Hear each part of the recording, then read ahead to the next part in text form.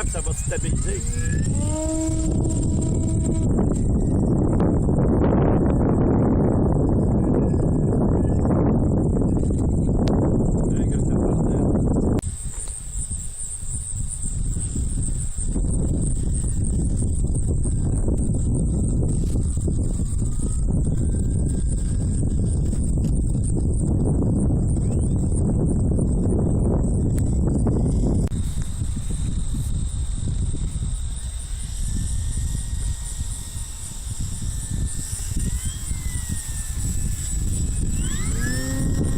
Quand tu vois dessus, là.